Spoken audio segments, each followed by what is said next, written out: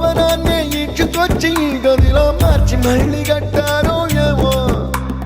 మాయజాలము తెలుసు మంత్రకారడి తెలుసు రెంటి కన్న ఇది ఇంకోటేమో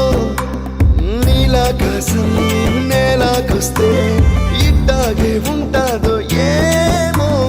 ఈ సంతోషం దాచాలంటే